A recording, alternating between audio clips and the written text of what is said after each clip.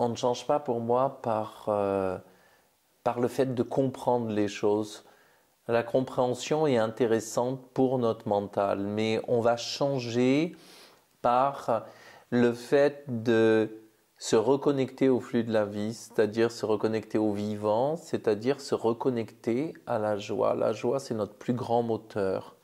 Au-delà de l'amour, il y a la joie qui est une énergie forte et grande qui permet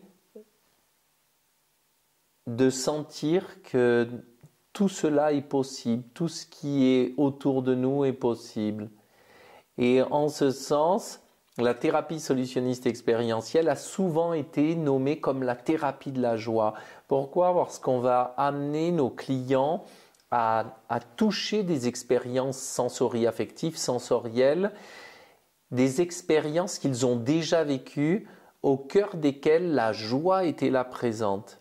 Et de toucher des expériences au cœur desquelles la joie est présente donne ce sentiment que demain c'est possible, que l'on peut continuer d'avancer, que même si des choses viennent nous entraver et sont douloureuses, alors la lumière est toujours là et peut guider nos pas.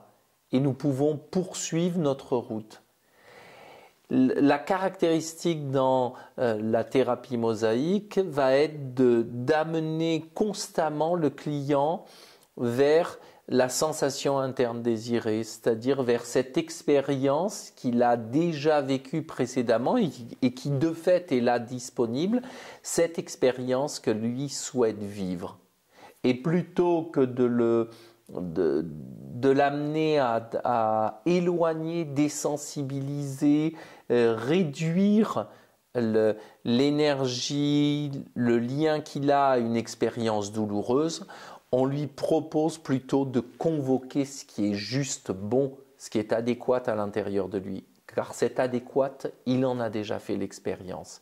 Et à chaque fois qu'il reconvoque cette expérience adéquate, il ne peut que se sentir submergé, ému, transporté, comme nourri par la force, par la vivance d'expériences qui ont été des expériences de référence, des expériences de joie, des expériences d'amour, des expériences de rencontres, des expériences esthétiques, qui ont été des expériences fondamentales, centrales pour lui.